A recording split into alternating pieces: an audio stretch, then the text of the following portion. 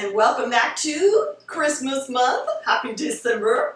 And today we are making one of my favorites. It is my grandmother Wilkes' famous gingerbread, and I love it. This is something that I've been making just about as long as I could get myself in the kitchen and navigate the mixer and all of that, because it was just so much fun and so lovely, and I love all of those spice and warming flavors that you traditionally think of that go along with Christmas. So I wanted to share this recipe with you guys. Into the mixer is going to go our coconut sugar, our shortening, and we're going to get that mixing together until it's nice and creamy and fluffy. Alright, now when that coconut sugar and shortening are nice and fluffy, then we add our eggs one at a time. Bring that down and scrape down the sides. And guys, remember, through that bottom of your bowl whenever you're doing that, because that's really going to help make sure that all of those ingredients are becoming well incorporated. Then a few more turns around the bowl. Wonderful. Now that's nice and incorporated. The next thing we're going to do is we're going to add our molasses.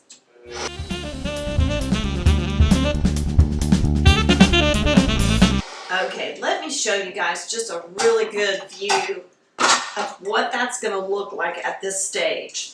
It almost looks like a cake batter at this stage.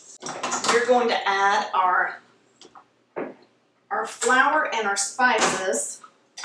Okay, so while our water is getting ready, let's get these dry ingredients ready. Now, we have sifted flour, but it's just all-purpose. Then we have our pumpkin pie spice, and I know what you're thinking, why pumpkin pie spice?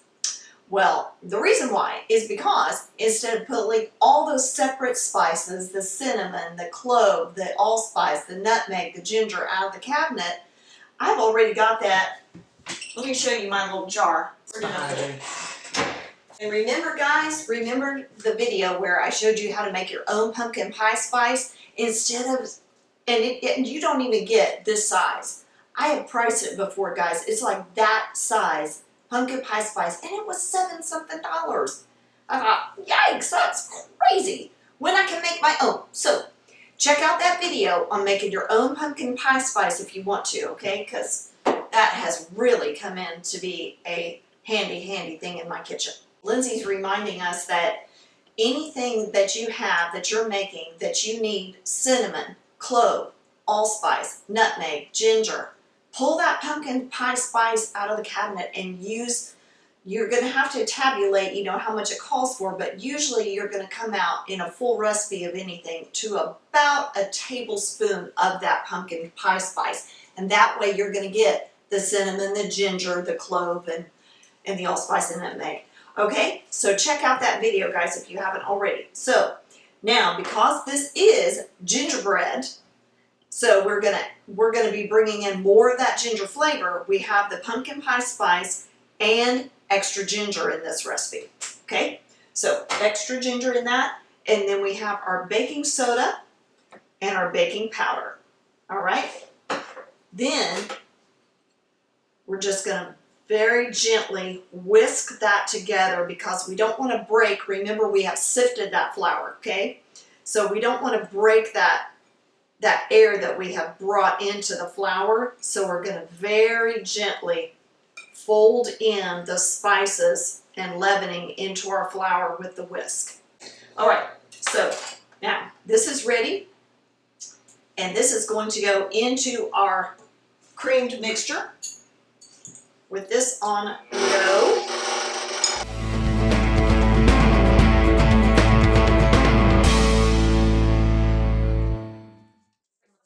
And you can see how thick that batter is now. Nice and thick. Okay, now we're going to measure out our hot water, and then that is going up in there. Linz, if you want to keep that camera right there, that's totally fine. Now we're going to reuse our liquid measurers that we used for our molasses and make double duty on that. So now with the mixer running on low, because you do not want to slosh this and burn yourself, we're going to drizzle in our hot water.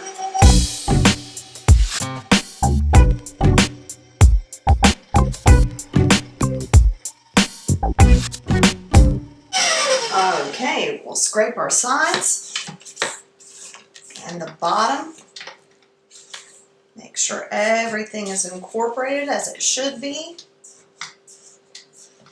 Okay, now we have greased a 9 by 13 inch pan.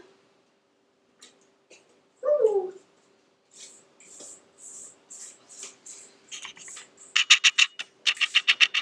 It's so funny, you guys.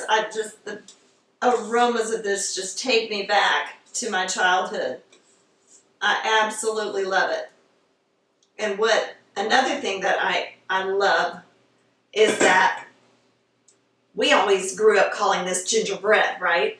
But my little ones call it ginger cake. And I just love that. Even my older ones now have started calling it ginger cake. And I love that. A little bit of change, but traditions continue. And isn't that what Christmas is all about? Into our 350 oven. And if you're using glass, you may want to bring that temp down to 325 because the glass cooks a little bit hotter than a metal or a tin pan would. And that's going to go for about 50 to 55 minutes or until a toothpick inserted in the center comes out clean. And so we're going to let this go and we'll check in about an hour. Okay, you guys, our gingerbread is out. And it went for, I believe it was a full 50 minutes. I believe it was 50.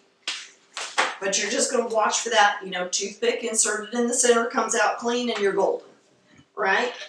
But, look at the beautiful color on that. It is gorgeous, isn't it? And then when it is fresh out of the oven, I like to cool it down for about 20 to 30 minutes. But while it is still good and warm, you guys, oh my goodness sakes, a spoon of homemade whipped cream or some Cool Whip, even Cool Whip is good on this. For some reason, I don't know why, but when this is warm, I like the whipped cream on it. The next day or a couple of days later, when it's cold, I just like it plain, just like a piece of bread. I don't know why, but I've always been that way. For me, it's the perfect complement that way. And the top, you guys, you get a beautiful little bit of a crust. You know, like that crust you get on brownies where it's that little bit of sugary crust on the top?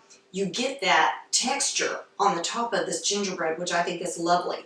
And then it just scoops down in, so satiny and smooth. Wow. All of the spices, you guys, the cinnamon, the clove, that little hint of nutmeg, and that extra little pump of ginger just come through so brilliantly. And it's just, I don't know, it just screams the holiday season to me when I have something like this. It's just so great. And you saw how easy this is to make. Another thing about this, you guys, is if you have family or friends for the holidays, you don't know what to do for them for a gift. They already have everything, blah, blah, blah. Make them this. Oh my goodness sakes. They're going to love it. And you guys, if you haven't already subscribed to the channel, please do that for us. We're having so much fun sharing our Christmas with you. And I hope that you do try it and leave us a comment and give us a like on that. And we'll see you next time on Things Tina Does.